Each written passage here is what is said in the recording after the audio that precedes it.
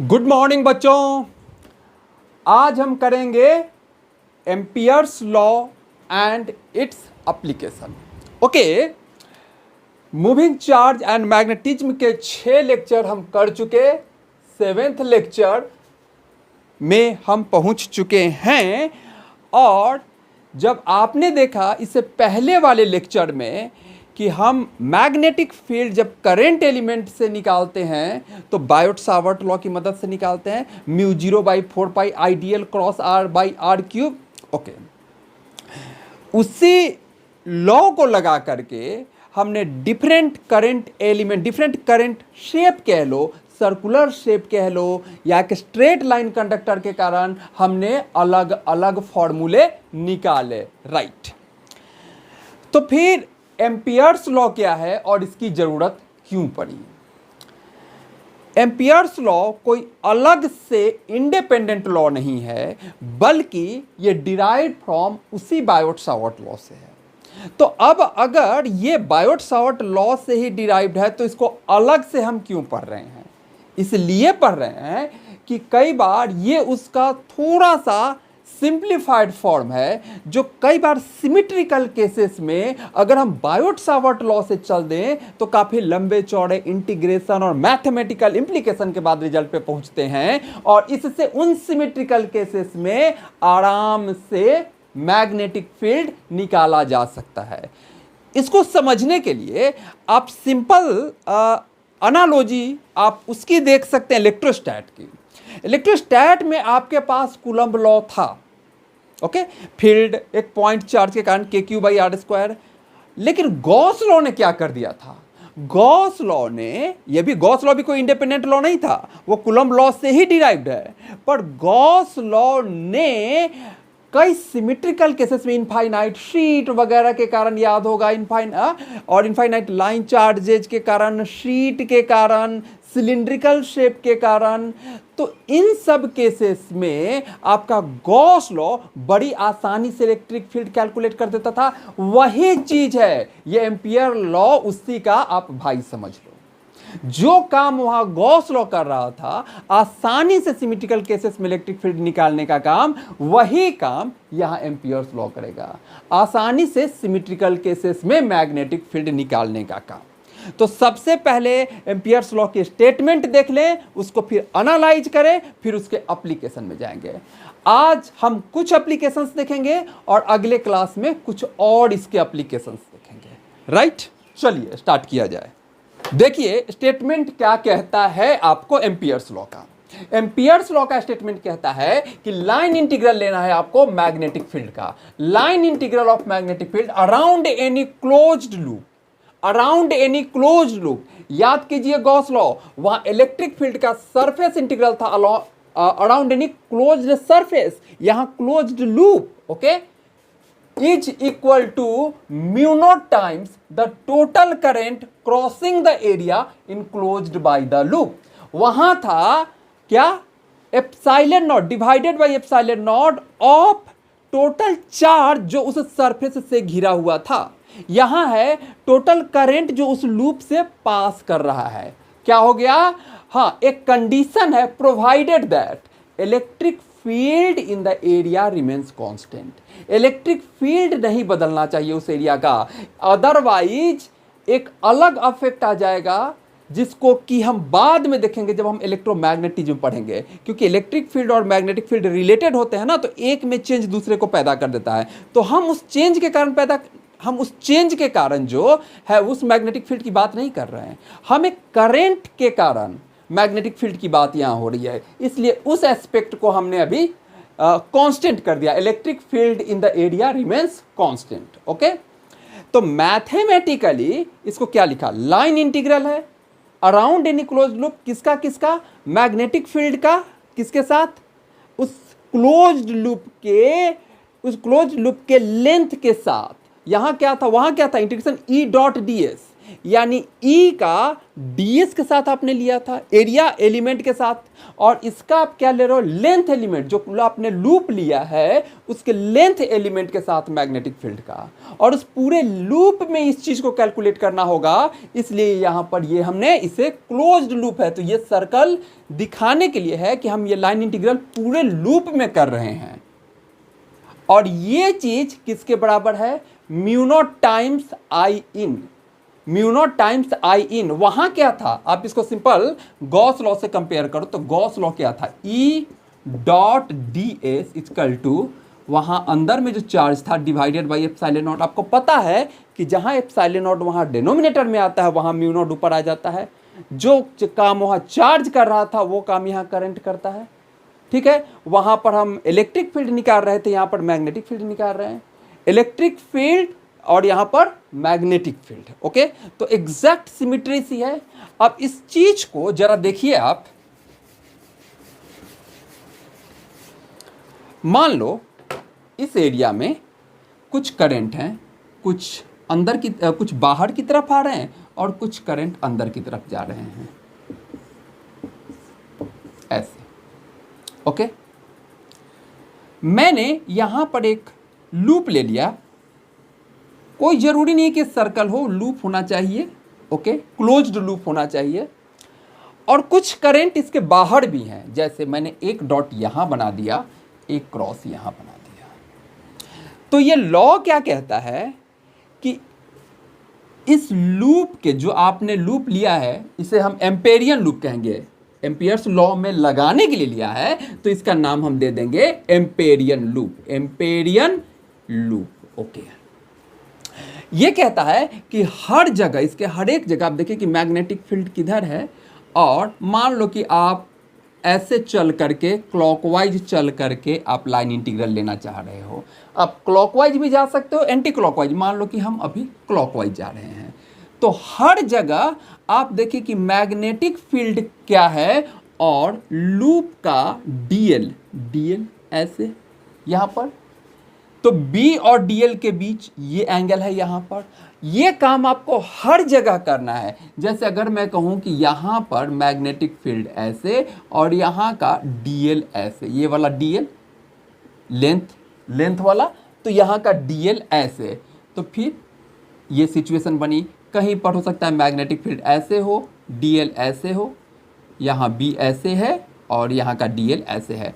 ये काम कह रहा है ये पूरे लूप में अगर हम करेंगे, हर जगह के बी और डीएल का अगर हम डॉट प्रोडक्ट लेंगे, यहाँ बी वेक्टर इधर और डीएल वेक्टर इधर, यहाँ बी वेक्टर इधर, डीएल वेक्टर इधर, कोई भी डायरेक्शन हो सकता है, लेकिन ये काम मुझे इस पूरे लूप पे करना है। इसलिए यहां पर ये क्लोज्ड ये सर्कल बना गया है कि पूरे लूप में आपको बी डॉट डीएल निकालना है, ओके।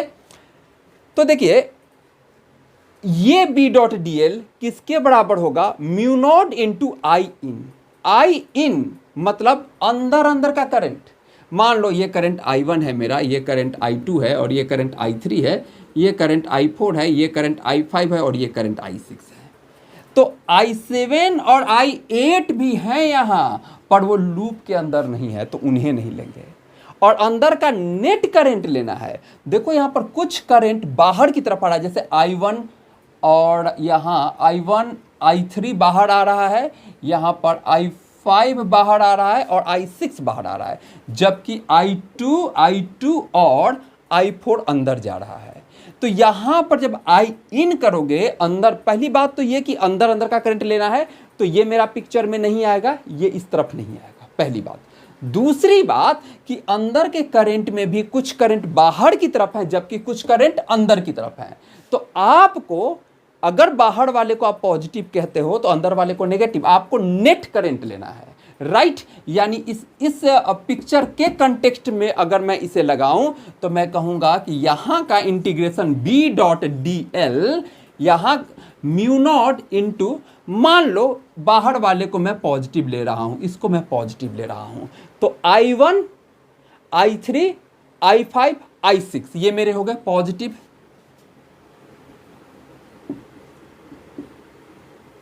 I1 I3 I5 और I6 ये मेरे हो गए पॉजिटिव, और I4 I2 नेगेटिव, तो -I2 -I4। देखो हमने दोनों बातों का ध्यान रख लिया।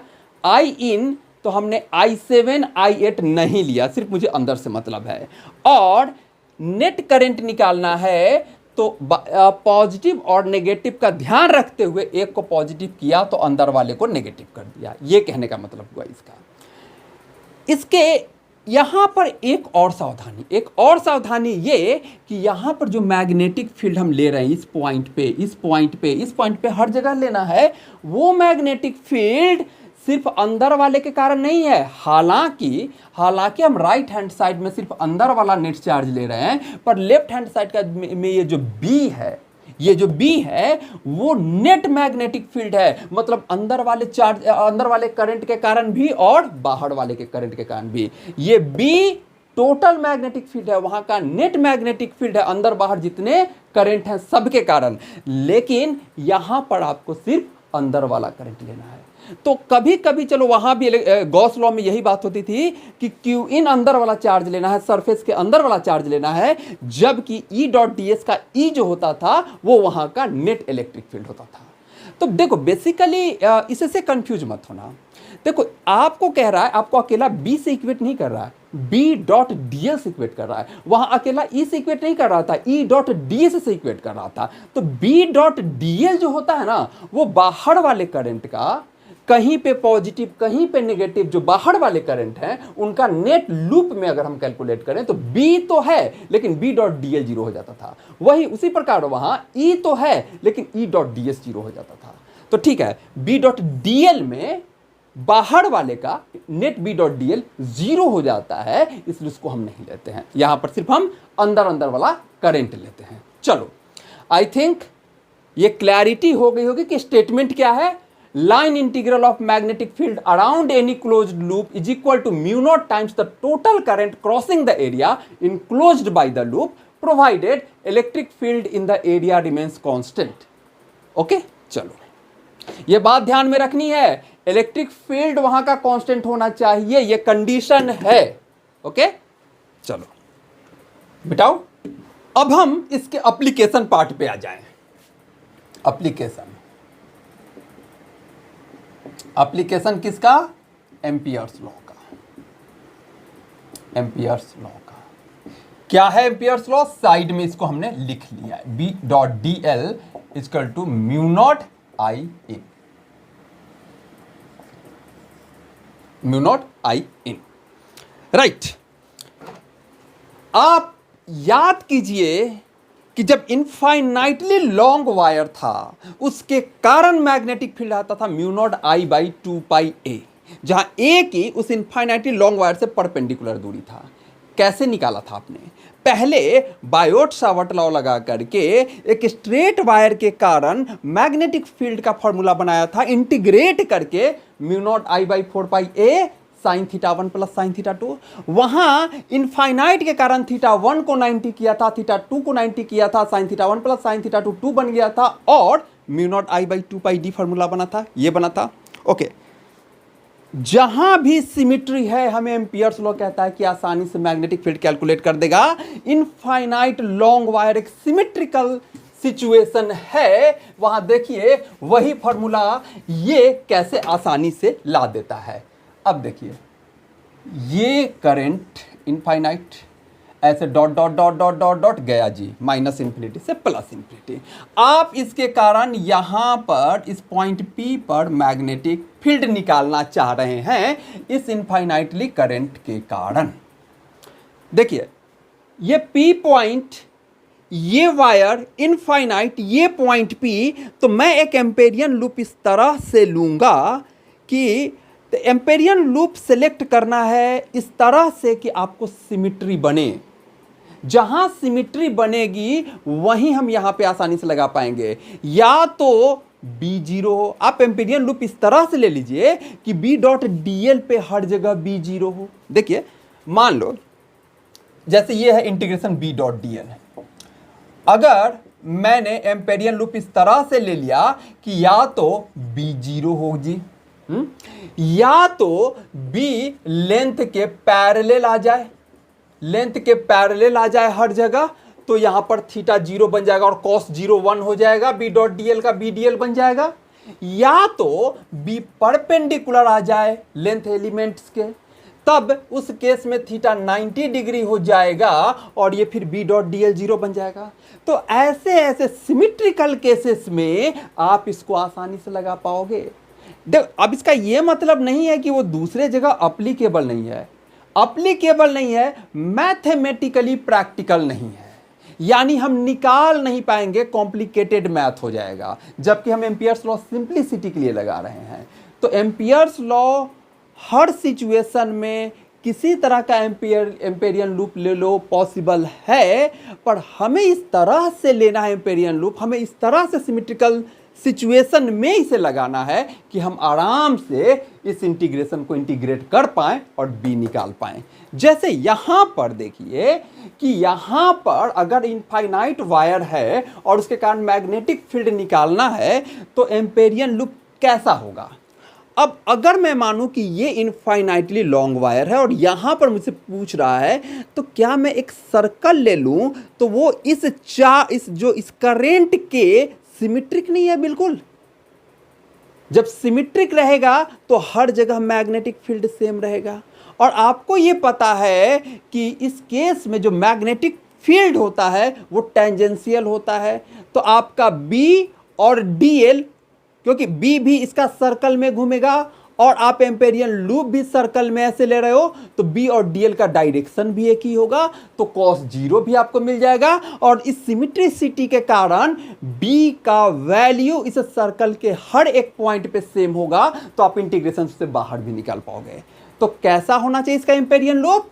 सर्कुलर, इस तरह से, राइट। अब यहां पर इसके कारण आप फील्ड जानते हो, डायरेक्शन कम से कम हम जानते हैं कि टेंजेंशियल होता है। तो अगर मैं एम्पेरियन लूप में कहीं भी देखूं तो यहां पर, जैसे यहां पर देखूं तो फील्ड इसका ऐसे और ये डीएल लेंथ भी इस तरह से, यहां पर देखूं तो फील्ड ऐसे और ये डीएल लेंथ भी इस तरह से, यानी कि इस केस में आपके बी वेक्टर और जो लेंथ वेक्टर ले रहे हैं हर जगह डीएल डीएल, वो सेम डायरेक्शन में आ जाएंगे। इस तरह का एम्पेरियन लूप लिया तो हमको थीटा इक्वल टू 0 आ गया, एक चीज, और मेरा बी कांस्टेंट आ गया, दूसरा चीज।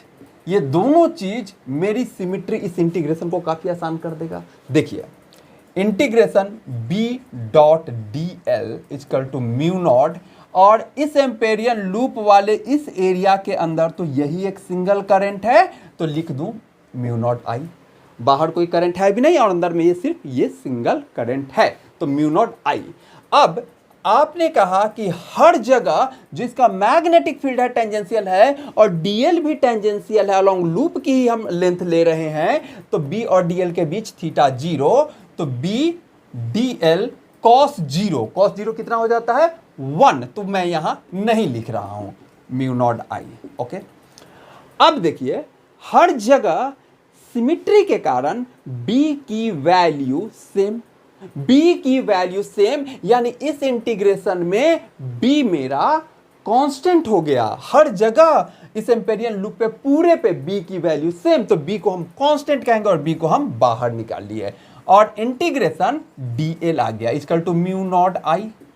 तो इंटीग्रेशन डीएल यानी इस पूरे का इंटीग्रेशन, ये यहां से कितनी दूरी पे था, ये पॉइंट जहां आप निकालना चाहते थे, ये पॉइंट यहां से ए दूरी पे था, तो ये रेडियस कितना बन गया इस एम्पेरियन लूप का, ए बन गया, तो उसका डीएल कितना हो जाएगा, पेरीमीटर, इसका सरकमफेरेंस कितना हो जाएगा, b into 2 a is equal to mu naught I. और देखिए फॉर्मूला आ गया आपका mu naught I by 2 a, जो वहां लंबा चौड़ा इंटीग्रेशन करके निकला था, आराम से ये फॉर्मूला वही फॉर्मूला आ गया कि नहीं।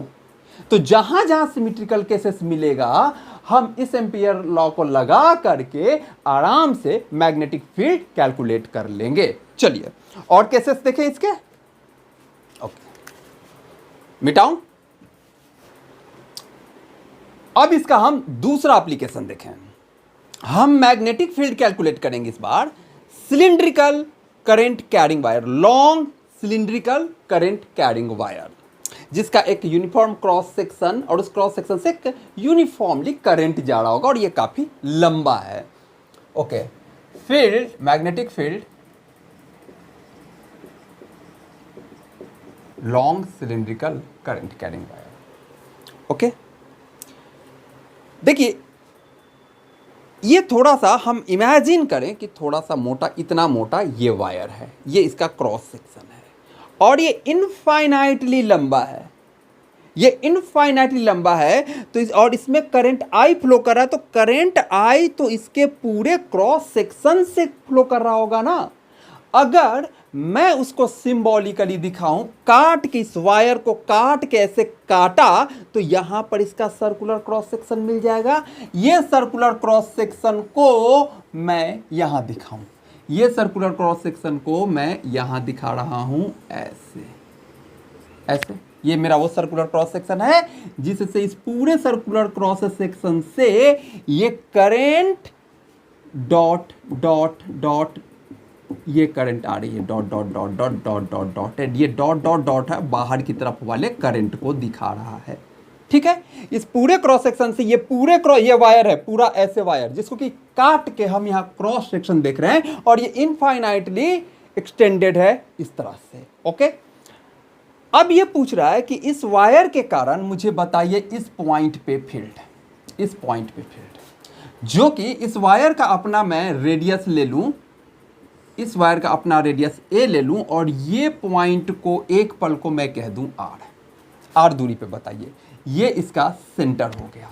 ओके, तो हमेशा एम्पेरियन लूप सिमिट्रिकल लेना है। इसका सिमिट्रिकल क्या होगा, ये वायर है, ये वायर है और इस पॉइंट पे पूछे तो फिर ये सिमिट्री, ये ले लूं, ये सर्कल एम्पेरियन लूप।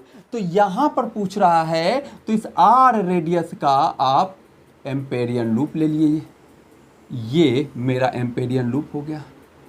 ओके, अब इस एम्पेरियन लूप के अंदर ये, इसमें आई नॉट करंट, ये आई नॉट करंट है, तो लगा दें यहां पे Ampere's law, applying Ampere's law, applying Ampere's law. हर जगह जहां सिमिट्री है ये हमारा बड़ा अच्छा काम करेगा। क्या हम कहेंगे, integration B dot D L equal to mu naught times इसके अंदर करंट, इसके अंदर करंट कितना है, आई नॉट। ओके, और ये सिमिट्री बता रही है कि इसके चारों तरफ हर पोजीशन आइडेंटिकल है, तो हर जगह बी की वैल्यू हर जगह सेम होगी, इसलिए सिमिट्रिकल लिया था ताकि हम लगा सकें। ओके, दूसरी बात, हर जगह फील्ड जो आती है वायर के कारण टेंजेंशियल आती है, तो फिर मुझे डीएल और ये यहां पर मैग्नेटिक फील्ड ऐसे, यहां पर मैग्नेटिक फील्ड ऐसे, फिर हर जगह बी और डीएल सेम डायरेक्शन में, तो वही केस मुझे यहां भी मिल जाएगा। क्या मिल जाएगा, थीटा 0 डिग्री और बी कांस्टेंट, ये बात मिल गई मुझे। लगा दिया जाए integration B dot D L, B बाहर आ गया कांस्टेंट होने के कारण, integration D L is equal to, ये मेरा एम्पेरियन लूप है, mu naught I naught. Okay, यहां से b इंटू वही डी एल 2 पाई, ये वाला r, ये मेरा रेडियस बन गया ना इस एम्पेरियन लूप का, और इस एम्पेरियन लूप पे हम लगा रहे हैं, तो हो गया 2 pi r equal to mu naught I naught, और यहां से b इक्वल टू हो गया mu naught I naught by 2 pi r, यानी b proportional to 1 by r for r greater than radius से बाहर के पॉइंट के लिए, ये बात निकल के आई। अब जरा रेडियस के अंदर अगर पॉइंट हो, मतलब पॉइंट अगर यहां हो, तो कितना होगा मैग्नेटिक फील्ड, देख लें जरा सा, मिटाऊं इसे। केस 1 हमने किया, केस 1 क्या किया, पॉइंट P इसे क्रॉस सेक्शन से बाहर था। केस 2 करेंगे, क्या करेंगे केस 2, ये पॉइंट मेरे इससे अंदर आ गया जी, तो बाहर का सर्कल मिटा दिया जाए। चलो भाई, बाहर का सर्कल, काम खत्म आपका, जाइए अपने घर। और अब आइए भाई अंदर का सर्कल, क्योंकि पॉइंट आ गया है अंदर, यहां पॉइंट आ गया है और ये दूरी r मेरा a से छोटा है, तो जितनी दूरी है उसको रेडियस मानते हुए कर दूं। चलो भाई, इतनी दूरी r को रेडियस मानते हुए ये लो, ये कर दिया। तो मुझे इस बार एम्पेरियन लूप में इतना ही का एरिया का करंट लेना पड़ेगा ना, क्योंकि ये है मेरा एम्पेरियन लूप, ये है मेरा एम्पेरियन लूप इस बार। और वंस अगेन फील्ड इन सारे सिमेट्रिकल केसेस में आपको टेंजेंशियल ही बनता है, तो थीटा जीरो वाला केस इन हर केसेस में एप्लीकेबल होगा। और सिमेट्रिकल कंडीशन आपके बी कांस्टेंट पूरे एम्पेरियन लूप पे एश्योर कर रही है, तो वो सिमेट्री यहां भी लग जाएगी, राइट। अब आपको सिर्फ ये है कि भाई इस बार जो अंदर का करंट है तो इस क्रॉस सेक्शन का करंट निकालना होगा। तो इस बार जब आप ये लगाओगे इस लॉ को, applying Ampere law, okay, Ampere law को इस बार लगाया आपने, लिखा integration B dot D L. आपके इस साइड में सारी बातें वही रही, बी कांस्टेंट, थीटा जीरो, सारी बातें वही रही। इन हर केसेस में फील्ड टेंजेंशियल ही आता है, is equal to mu naught. लेकिन यहां पर थोड़ा सा एक्सरसाइज हमें यहां करना है, हमें अंदर अंदर का, मेरे एम्पेरियन लूप के अंदर अंदर का करंट लेना है। आई नॉट तो इस पूरे में है ना जी, तो लगा दें यूनिटरी मेथड कि भाई आई इन निकालना है, तो आई नॉट किस एरिया में है, पाई इंटू ए स्क्वायर में। मुझे किस में चाहिए, इस आर वाले एरिया में, इंटू पाई। आई नॉट है पूरे में, तो मुझे इसमें कितना होगा, लग गया यूनिटरी मेथड, पाई पाई गए जी अपने घर, और क्या हो गया, I naught into R square by A square. ये आ गया मेरा अंदर का। तो ये चीज लगा दूं यहां पे, बी डॉट डी एल। फिर दो चीज तो यहां पर है ही ना जो पहले थी, थीटा जीरो और B constant, B constant symmetry, okay. B बाहर आ गई आपकी, इंटीग्रेशन डी एल, तो D L equal to mu naught, अंदर अंदर अंदर अंदर का करंट, अंदर अंदर का करंट कितना है, I naught into R square by A square. I naught total current का R square by A square, यही आया, okay. B into integration D L, Amperian loop, 2 pi R, naught 2 pi A, 2 pi R equal to mu naught I naught into R square by A square. यहां पर देखिए ये are से ये are गया, और आपका जो मैग्नेटिक फील्ड बन गया वो हो गया mu naught I naught by 2 pi into R by A square. इसको थोड़ा सा और अरेंज कर लेते हैं तो आपको याद करना ज़्यादा आसान हो जाएगा। देखो यहाँ पर मैं क्या रीअरेंजिंग करता हूँ, mu naught I by 2 pi ए, तो आप जानते थे ना फील्ड का formula, mu naught I by 2 pi A infinite वाला।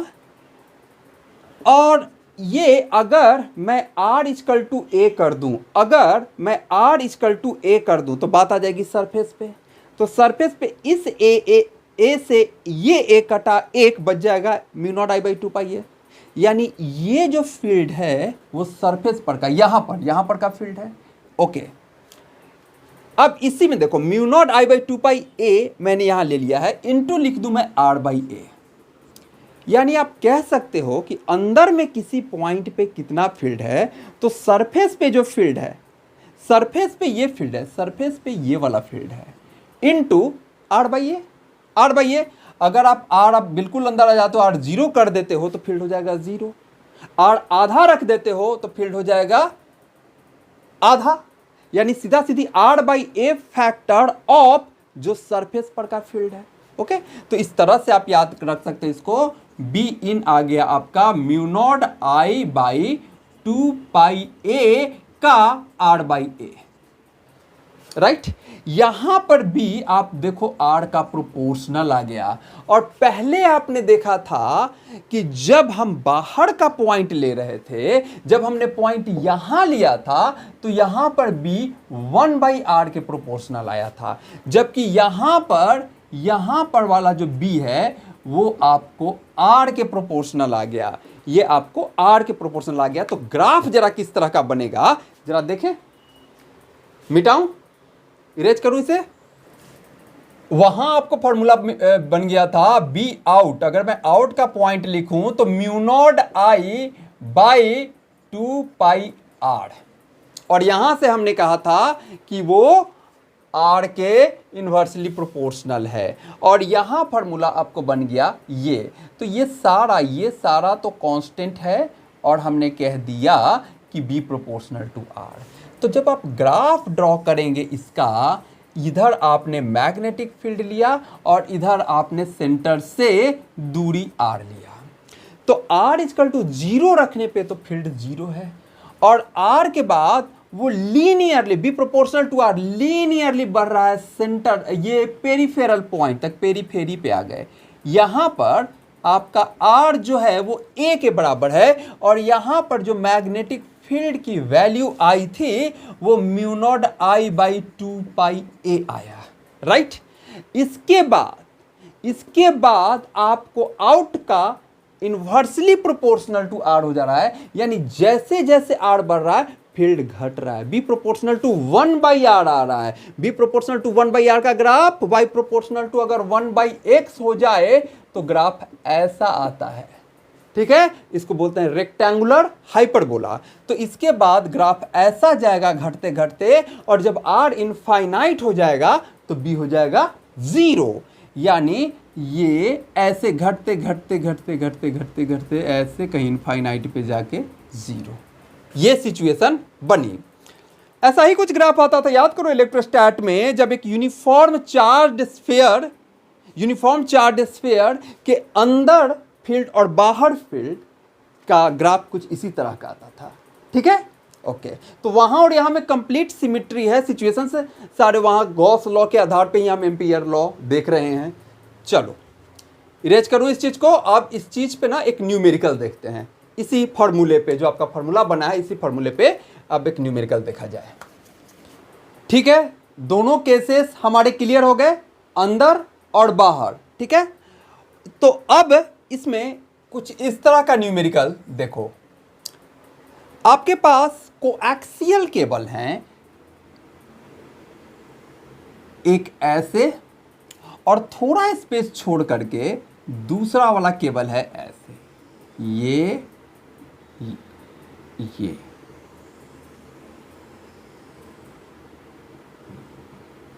ओके। अंदर वाले केबल में करंट मान लो dot dot dot dot dot dot, मतलब बाहर की तरफ करंट आ रहा है अंदर वाले केबल में, और बाहर वाले केबल में करंट जो है अंदर जा रहा है। इसकी सिचुएशन को जरा समझने की कोशिश करना, ये बाहर वाले में करंट अंदर जा रहा है, अंदर जा रहा है, अंदर जा रहा है, अंदर जा रहा है, cross cross cross cross cross cross cross, ठीक है।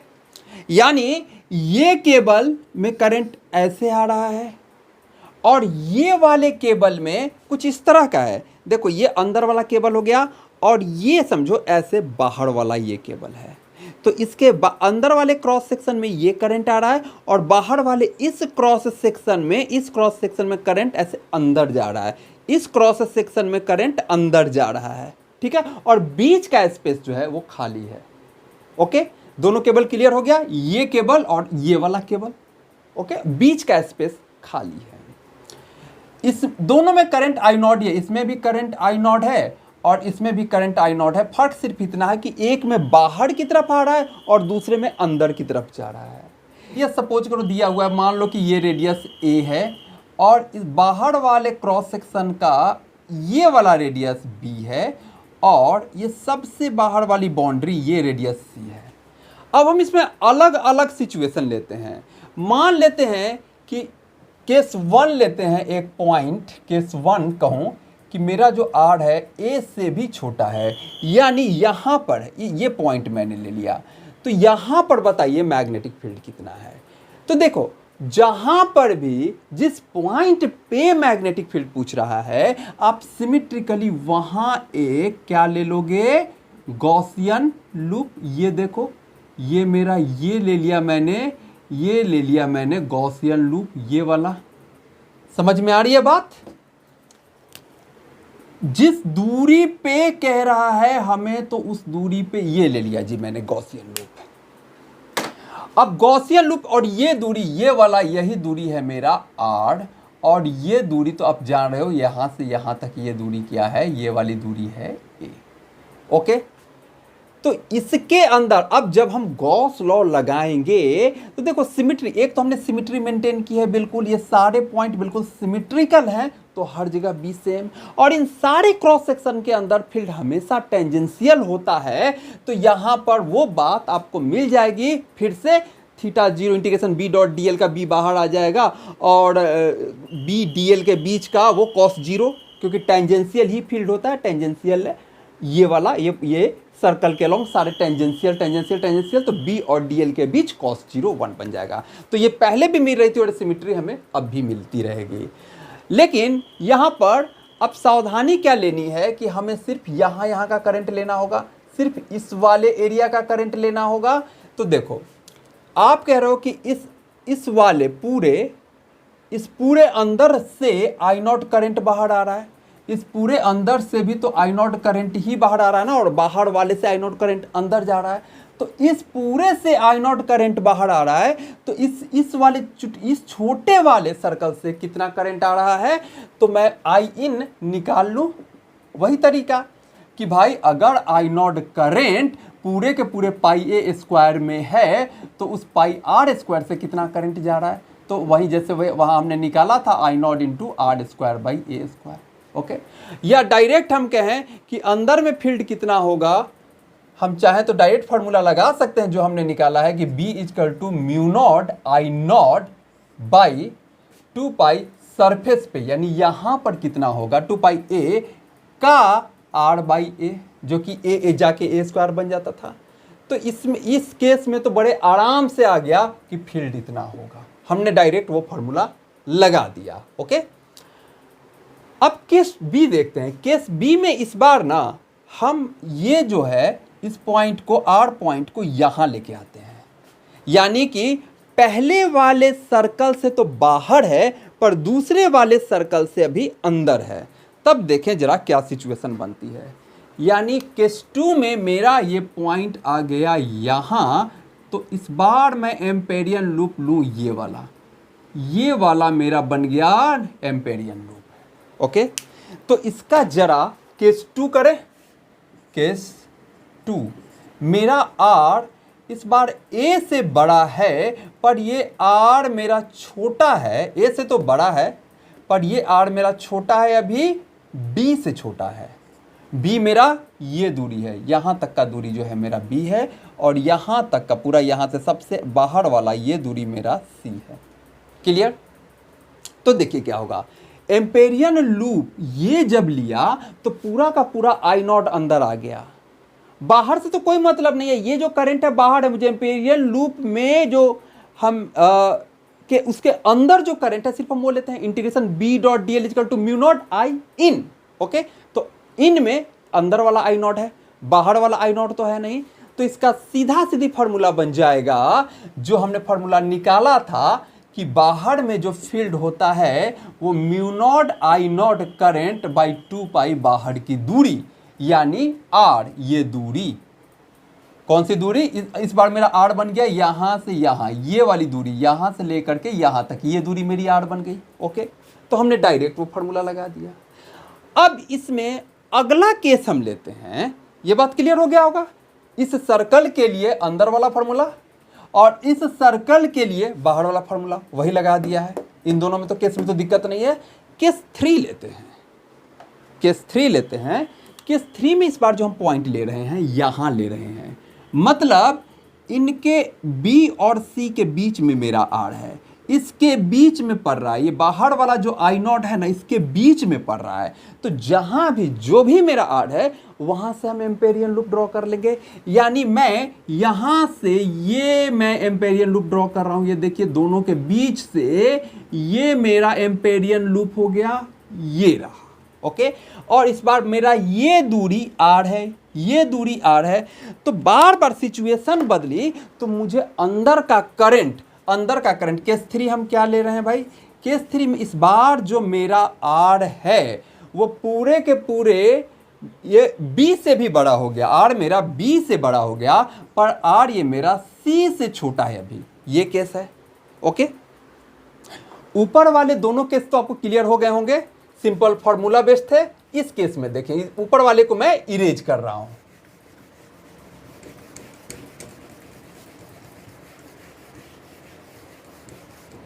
केस 3 को भी मैं ऊपर लिख देता हूं। केस 3 मेरा बन गया क्या कि मेरा जो आर है वो b से बड़ा है, मतलब इस दूरी से बड़ा है। आर मेरा b से बड़ा है, पर आर मेरा सबसे बाहर वाले इससे ये c से छोटा है मेरा, c से छोटा है मेरा। ओके, तो ये जो थर्ड एम्पेरियन लूप बना, केस थर्ड का ये थर्ड एम्पेरियन लूप बना, उसमें आई इन निकाल के देखें कितना आएगा। तो देखिए, अंदर वाला आई नॉट पूरा बाहर की तरफ, और ये वाला आई नॉट का कुछ हिस्सा जो इस एम्पेरियन लूप से घिरा हुआ है अंदर की तरफ। तो बाहर वाले को अगर मैं पॉजिटिव लूंगा तो अंदर वाले को मैं नेगेटिव लूंगा, राइट। ओके, तो देखिए आई नॉट आई इन जब निकालिएगा तो क्या होगा, इस आई नॉट में से जो बाहर की तरफ आ रहा है, ये वाला हिस्सा जो अंदर की तरफ जा रहा है, क्योंकि दोनों ही इस एम्पेरियन लूप के अंदर हैं और मुझे आई इन का नेट वैल्यू निकालना है, तो इस आई नॉट में से ये वाला पोर्शन हटाना पड़ेगा। इसे मैं आई डैश कह दूं, इस वाले पोर्शन को मैं आई डैश कह दूं। इस वाले करंट की मैं बात कर रहा हूं, ये वाले जो इस एरिया में जो करंट है मैं इसकी बात कर रहा हूं। तो इसको मैथमेटिकली चलिए निकालते हैं। अब आप देखिए, इस वाले पट्टी वाले एरिया में आई नॉट करंट जो है वो अंदर जा रहा है। इस पट्टी वाले एरिया में, बाहर वाली पट्टी में आई नॉट अंदर जा रहा है। यानी कि अगर मैं कहूं आई डैश निकालने के लिए, तो ये जो आई नॉट जो इससे अंदर जा रहा है वो कितने एरिया में है, तो वो पूरा एरिया जैसे ये पूरा एरिया सी वाला में से ये वाला एरिया माइनस कर दें बी वाला, तब ये वाला एरिया निकल जाएगा। देखिए पूरा ये वाला एरिया, ये पूरा सी में से ये बी वाला माइनस कर दूं, यानी पाई इंटू सी का स्क्वायर पूरा में से pi into B square minus कर दूं, तो ये शेडेड निकल जाएगा पूरा वाला। तो आई नॉट मेरा पाई इंटू सी स्क्वायर में से पाई इंटू बी स्क्वायर इस एरिया से जा रहा है। अगर इस एरिया से इतना करंट जा रहा है, तो इस एरिया से जो ये हरा वाला शेडिंग है, इस एरिया से कितना करंट जा रहा है भाई। ओके, तो फिर इस एरिया को निकालने के लिए यहां तक का रेडियस है मेरा, देखो ये हरा वाला जो लाइन है, ये जो हरा वाला लाइन है, इसका है रेडियस मेरा यहां से आर। ओके, और ये वाली जो लाइन है, इसके अंदर वाली जो लाइन है, इसका रेडियस है मेरा यहां से बी। समझ रहे हो, ये यहां से लेके यहां तक ये वाला लाइन है मेरा बी, और यहां से लेके यहां तक मेरा आर है। ओके, तो ये पूरे इस हरा वाला एरिया में से अगर मैं इस काला वाला पूरा एरिया को माइनस कर दूं, तो हरा वाला शेडेड एरिया नहीं निकल जाएगा। यानी पाई इंटू आर स्क्वायर, ये हरा वाला एरिया में से पाई इंटू बी स्क्वायर कर दूं, तो ये वाला बीच वाला एरिया नहीं निकल जाएगा। तो वही मैं कहूं कि वो जो एरिया है वो पाई इंटू आर स्क्वायर में से pi into B square minus हो गया। क्लियर, ये पाई इन दोनों से भी बाहर निकालो और नीचे और ऊपर से उड़ा डालो। ये बात क्लियर हो गई। पाई आर स्क्वायर में से अंदर वाला पाई आर स्क्वायर करते जाओ, तो बी जो एनुलर रीजन का है वो वाला एरिया निकल गया। ठीक है, ओके, ये पाई से ये पाई गया। तो अब जो ये आई डैश है वो आपको निकल गया I naught into R square minus B square by C square minus B square, ये चीज निकल गया। ये आपने आई डैश मतलब ये वाला जो ग्रीन शेडेड है वो वाला करंट निकाल लिया। ओके, और आई इन यानी कि इसके अंदर जो टोटल करंट है वो है आई नॉट माइनस ये ग्रीन शेडेड यानी आई डैश। तो अब आई इन मेरा बन जाएगा, देखिए आई नॉट में से इसे माइनस कर दूं मैं, I naught into R square minus B square divided by C square minus B square. Clear? मैं आई नॉट इन सब में से कॉमन निकालूं पूरे, तो यहाँ बच गया 1 minus R square minus B square by C square minus B square. Clear? थोड़ी मैथमेटिकली बढ़े आगे, ये चीज़ यहाँ आ गया C square minus B square minus of R square minus B square divided by पूरे में ये आ गया C square minus B square. ये माइनस बी स्क्वायर और ये minus minus plus B square से गया। अब क्या बचा यहाँ पर देखिए तो जरा, I naught C square minus R square और वही C square minus B square. यही आई इन निकालना तो मेरा मेन टास्क था, क्योंकि एम्पेरियन लॉ लगाने में मुझे इसी आई इन की जरूरत पड़ेगी। तो देखिए जरा, अब यहां पर एम्पेरियन लॉ लगा देता हूं मैं, integration B dot D L, इस पे इस लूप पे B dot D L is equal to mu naught into I इन।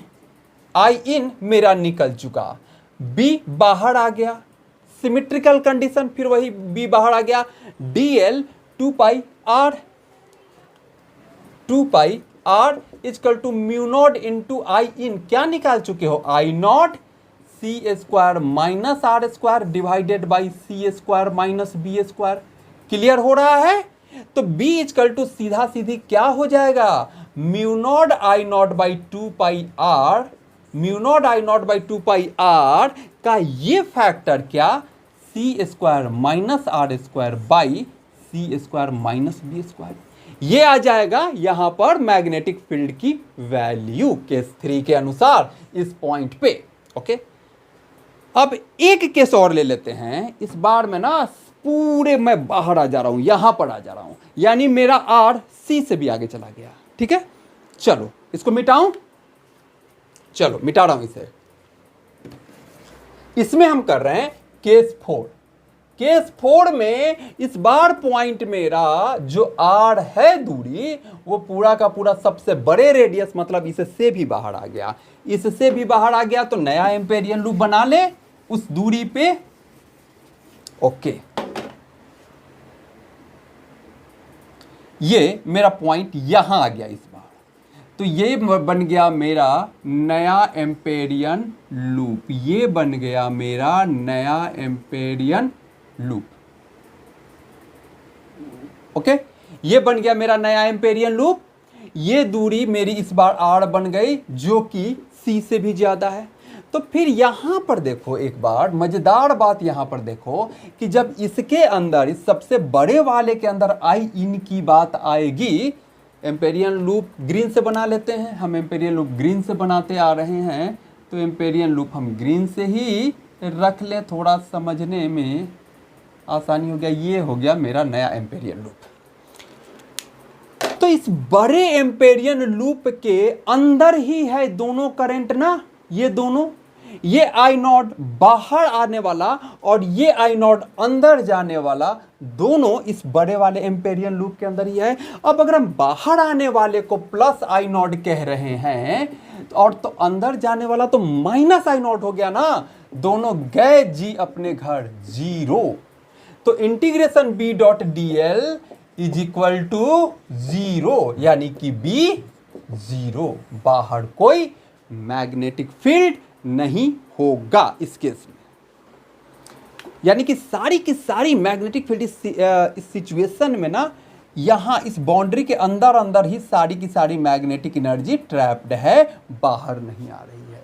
जैसे आप कैपेसिटर वगैरह में देते थे कि सारी इलेक्ट्रोस्टैटिक एनर्जी कैपेसिटर के प्लेट के बीच में ही होती थी, बाहर जीरो होता था। ठीक है, अब ऐसा ही एक सिचुएशन हम देखते हैं इनफाइनाइट शीट में। चलो इसको इरेज करूं। Infinitely long sheet, infinitely long sheet जिसमें करंट जा रहा होगा और उसके कारण उसके आसपास क्या मैग्नेटिक फील्ड बनेगा। तो देखते हैं, magnetic field due to infinitely long current carrying sheet. Magnetic field due to infinitely long, जहां इन्फाइनाइटली लॉन्ग रहेगा वहां सिमिट्री बन जाती है, सिमिट्री बन गई, आप एम्पियर्स लॉ आराम से लगा दो। Infinitely long current carrying sheet.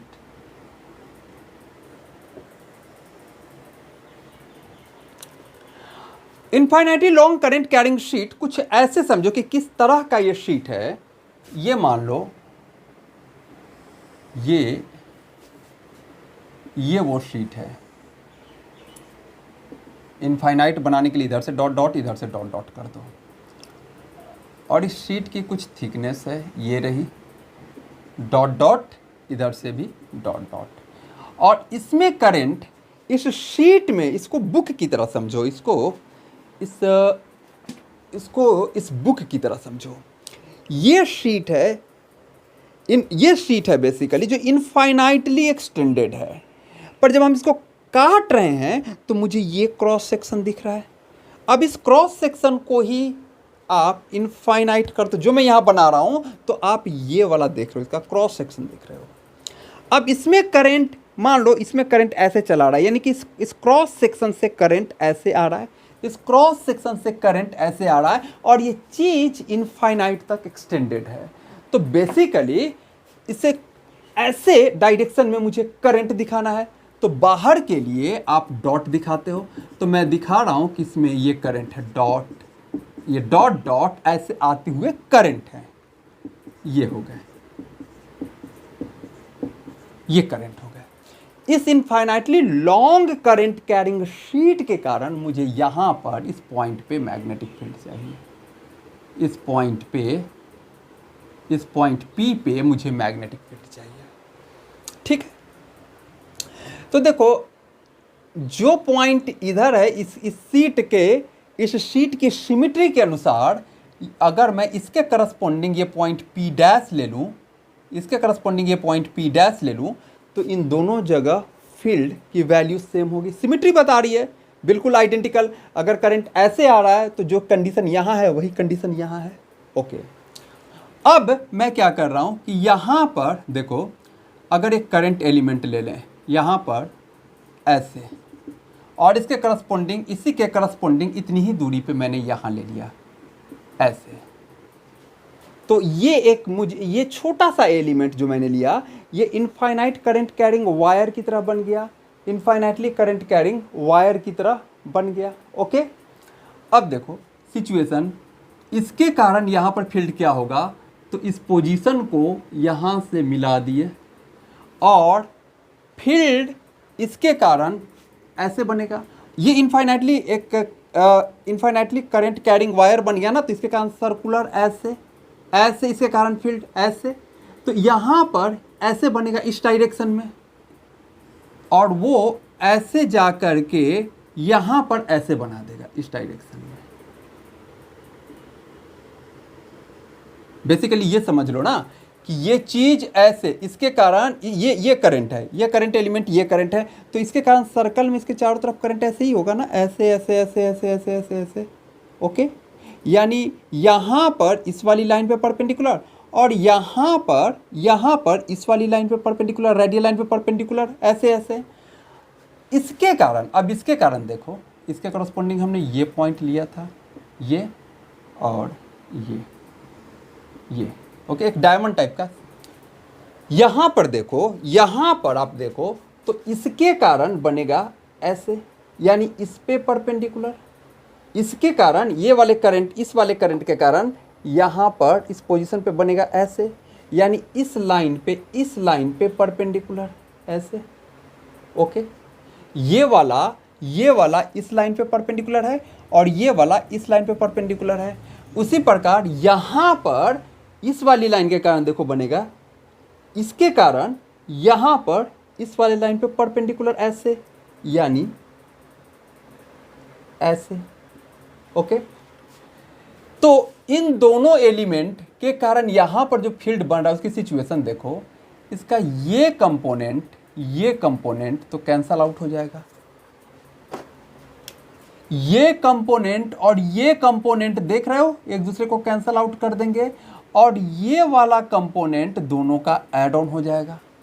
वही कहानी कुछ यहां पर भी बनेगी, इसका ये कंपोनेंट इसके इस कंपोनेंट को टाटा बाय बाय कर देगा, और इन दोनों का ये कंपोनेंट ऐड ऑन होता जाएगा। देख रहे हो किस एक सिमेट्रिकल सिचुएशन बन जाएगी, और उस सिमेट्रिकल सिचुएशन तो आपको पता है एम्पियर लॉ क्या करता है आराम से। हाँ, तो यहां पर फील्ड बन गई इस डायरेक्शन में, ऊपर में फील्ड बन रही है इस डायरेक्शन में, और नीचे में फील्ड बन रही है इस डायरेक्शन में। ओके, ऊपर में ऐसे और नीचे में ऐसे। तो लगाओ एम्पियर लूप कैसा लेंगे, एम्पियर लूप ऐसा लेंगे, देखो integration of B dot D L का एम्पियर लूप ऐसा लेंगे कि बी और डी एल अगर एक ही तरफ आ जाए तो बात बन जाएगी। तो क्या एम्पेरियन लूप लेते समय मैं ऊपर का ऐसे ना ले लूं, ऊपर का ले लूं ऐसे, ऊपर का एम्पेरियन लूप ले लूं ऐसे, और क्लोज लूप लेना है ना तो ऐसे लिया ऊपर वाला, नीचे वाला ले लूं ऐसे, नीचे वाला ले लूं ऐसे, ये ले लिया मैंने एम्पेरियन लूप, ये ले लिया मैंने एम्पेरियन लूप। इस एम्पेरियन लूप में यहाँ पर इधर फील्ड ऐसे है और यहाँ फील्ड ऐसे है, ऊपर में फील्ड सारे जगह ऐसे हैं और नीचे में फील्ड सारे जगह ऐसे हैं। देख रहे हो ऐसा एम्पेरियन लूप। इस एम्पेरियन लूप को नाम दे देता हूँ ए बी सी और डी। ओके, अब मैं इस integration B dot D L इस एम्पेरियन लूप पे निकाल के देखूं क्या बनता है। चलो अप्लाइंग एम्पियर लॉ लगाओ, integration B dot D L is equal to क्या, म्यू नॉट और इस एम्पेरियन लूप के अंदर जितना नेट करंट है। अगर इस एम्पेरियन लूप का लेंथ एल है तब इसके अंदर ये टोटल एल लेंथ में जो करंट आ रहे होंगे वो सारे के सारे आ जाएंगे। ओके, तो कितना करंट है, आई इन की मुझे ज़रूरत तो पड़ेगी ना, तो निकाल के रख लें कि आई इन कितना है। देखो आप, अगर मैं कहूँ कि प्रत्येक इसके यूनिट लेंथ में, इसके प्रत्येक यूनिट लेंथ में लेमडा करंट है, प्रत्येक इसके यूनिट लेंथ में लेमडा करंट है, तो यहाँ से यहाँ तक में लेमडा इंटू एल करंट बन जाएंगे। यानी लेमडा को हम क्या मान रहे हैं, लीनियर करंट डेंसिटी, प्रत्येक यूनिट लेंथ में जो करंट है। तो आई इन यहां से यहां तक में आपको बन गया linear current density lambda into L. Clear? चलिए अब मैं इस पूरे एम्पेरियन जो एम्पियर लॉ है वो क्लोज्ड लूप के लिए एप्लीकेबल है। तो आपको ए से बी, बी से सी, सी से डी, डी से ए करोगे तब तो क्लोज्ड लूप बनेगा। तो पूरे ए से डी तक में आप लगाओ, आप इसको लगाओ बी डॉट डी एल को लगाओ ए से बी, फिर बी से C B dot D L, फिर सी से D B dot D L, और फिर डी से ए बन हो गया क्लोज्ड हो गया। पूरा का पूरा हमने कवर कर लिया, पूरा का पूरा कवर कर लिया। ए से बी में देखो, ए से बी में देखो, आप जा रहे हो ए से बी, यानी कि आपका डीएल जो है वो ए से बी इस डायरेक्शन में है, और मैग्नेटिक फील्ड भी यहाँ पर इधर ही है। तो बी और डीएल के बीच 0 डिग्री एंगल। तो हो गया इंटीग्रेशन बी डॉट डीएल, यहाँ सिंपल आपको बन गया B into integration of D L, B बाहर आ गया और इंटीग्रेशन डीएल, तो पूरा का पूरा लेंथ बीएल बन गया। ए से बी की कहानी, ए से बी की कहानी।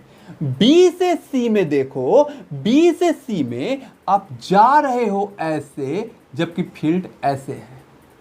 यहां पर भी आप जा रहे हो ऐसे, लेकिन फील्ड ऐसे है। तो नीचे या ऊपर दोनों जगह थीटा 90 डिग्री बन रहा है, और कॉस 90 कितना होता है, 0। बी डॉट डीएल क्या है, B D L cos theta, B D L cos 90 0। तो यहां इस पोर्शन में आ गया आपका 0। फिर अब सी से डी की बात करें, तो सी से डी में भी जब आ रहे हो, सी से डी की तरफ तो आपका डीएल इस डायरेक्शन में, और आपका मैग्नेटिक फील्ड भी, आपका डीएल भी इसी डायरेक्शन में और मैग्नेटिक फील्ड भी इसी डायरेक्शन में। तो cos 0 1, और हर जगह सिमिट्री से बी तो सेम ही रहेगा, तो बी बाहर निकल गया और इंटीग्रेशन डीएल फिर बन गया क्या, यहाँ पर बी एल ओके। और फिर यहाँ वही कहानी, आ रहे हो ऐसे और फील्ड आपको मिल रहा है 90 डिग्री पे।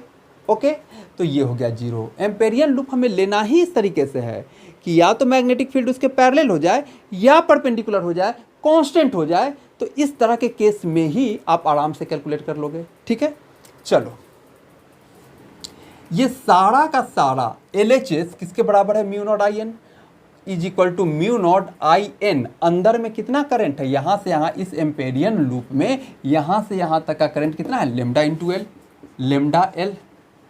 तो ये हो जाएगा बी एल और B L twice B L is equal to mu naught lambda L. L से एल गए अपने घर और बी इक्वल टू हो गया half mu naught lambda, half mu naught lambda. जरा देखो इस फॉर्मूले को गौर से, कुछ सिमिट्री मिल रही है इलेक्ट्रोस्टैट से। जब हम गॉस लॉ लगा करके, याद करो गॉस लॉ लगा करके, जब हम इस इनफाइनाइट शीट के कारण, इस इनफाइनाइट शीट के कारण यहाँ पर फील्ड कैलकुलेट करते थे तो आता था sigma by 2 epsilon not, sigma by 2 epsilon not. एक इनफाइनाइट शीट के कारण उसके दोनों तरफ, उस तरफ ले लें या इस तरफ, इस इनफाइनाइट शीट के कारण क्या आता था, सिग्मा बाई 2 एप्सिलॉन नॉट। यहां देखो इस फॉर्मूले और इस फॉर्मूले को जरा मिलाओ। 2 तो यहां भी नीचे है, जहां एप्सिलॉन नॉट नीचे होता है वहां म्यू नॉट ऊपर आ जाता है। इलेक्ट्रोस्टैट का एप्सिलॉन नॉट डिनोमिनेटर से उठ के यहां का बन जाता है म्यू नॉट, तो म्यू नॉट यहां आ गया। वहां चार्ज सरफेस पे था, वहाँ चार्ज ये सरफेस पे था, और यहाँ ये करंट, यहाँ ये करंट अलोंग लेंथ है, तो वहाँ ये सिग्मा सरफेस चार्ज डेंसिटी, यहाँ ये लेमडा लीनियर करंट डेंसिटी। तो ये आ गया लेमडा, बन गया ये और ये, आ गई सिमिट्री। चलो तो ये फॉर्मूला बन गया यहाँ, म्यू नॉट लेमडा आधा। ओके, मिटाऊं, क्लियर हो गया। इस बार थोड़ा इसमें इसी में और चेंज करते हैं। जैसे आप कैपेसिटर में आपने देखा था कि 2 प्लेट्स होते हैं ना, ऐसे एक प्लेट इधर और फिर एक प्लेट इधर, ये दोनों प्लेट, ओके, पैरेलल प्लेट। वैसे ही अब इस 2 इनफाइनाइट शीट को मैं पैरेलल रख दे रहा हूं। एक इनफाइनाइट शीट ये रही और दूसरी इनफाइनाइट शीट मैं नीचे ले लेता हूं यहां।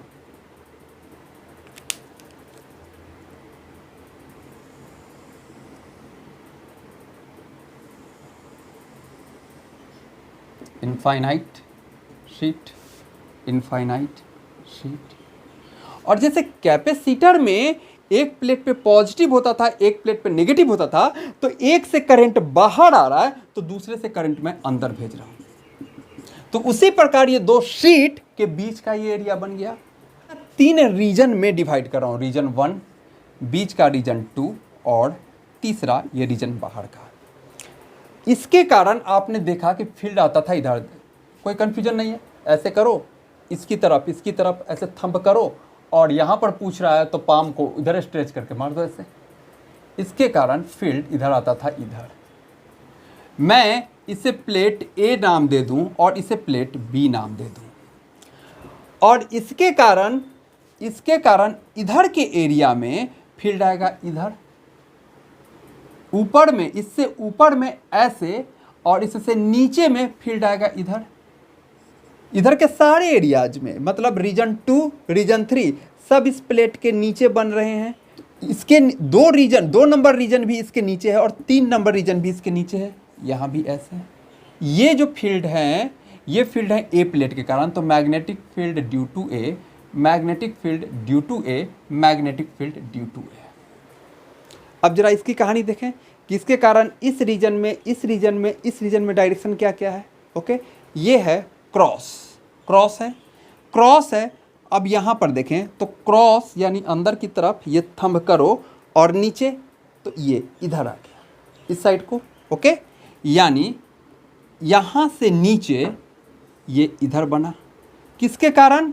Magnetic field due to B के कारण, magnetic field due to B के कारण। नीचे में इधर बना, ऊपर में इधर बनेगा। ठीक है, क्रॉस क्रॉस और ऊपर में तो क्रॉस पाम ऊपर, फील्ड ऐसे ऐसे। ओके, तो यहाँ पर बी का जो फील्ड है ऐसे बना और ये एरिया भी इसके ऊपर ही आ रहा है, तो रीजन 1 में भी बी का फील्ड इधर ही बनेगा। तो देखिए तो जरा कहानी, ये और ये एक दूसरे को ख़त्म कर दिए, दोनों का फील्ड एक दूसरे के अपोजिट, यहाँ नेट बी बन गया 0 और यहाँ पर भी एक दूसरे के अपोजिट, यहाँ पर भी नेट बी बन गया 0 और यहाँ पर भी ट्वाइस ऑफ हाफ क्या था? म्यू नॉट लेमडा, यानी बन गया म्यू नॉट इंटू लेमडा। क्या एग्जैक्टली ये सिचुएशन कैपेसिटर के प्लेट वाली नहीं आ गई? कैपेसिटर के प्लेट में भी तो हमने यही किया था ना, पहला प्लेट दूसरा प्लेट, इसको सिंबॉलिकली हम ऐसे और ऐसे बना देते थे।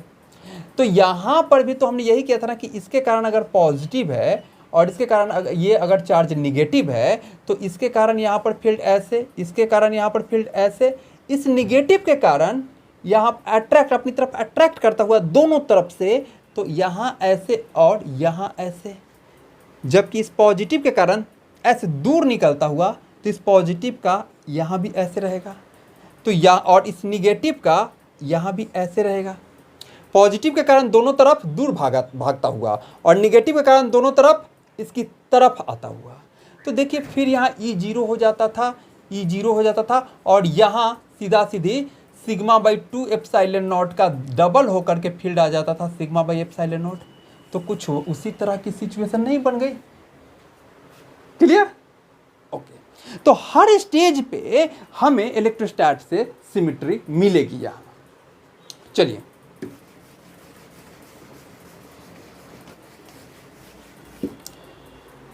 तो बच्चों आज हमने एम्पियर्स लॉ देखा, उसके कुछ एप्लीकेशंस देखे। एम्पियर्स लॉ को ही अप्लाई कर करके हम अगले क्लास में देखेंगे कि सोलेनॉइड के अंदर फील्ड, टॉरॉइड के अंदर फील्ड क्या होता है, और वो थ्योरेटिकली वो लास्ट क्लास होगा। उसके बाद हम इस चैप्टर के और न्यूमेरिकल्स देखेंगे। ठीक है, तो थैंक यू, तब तक मन लगा के पढ़ते रहिए।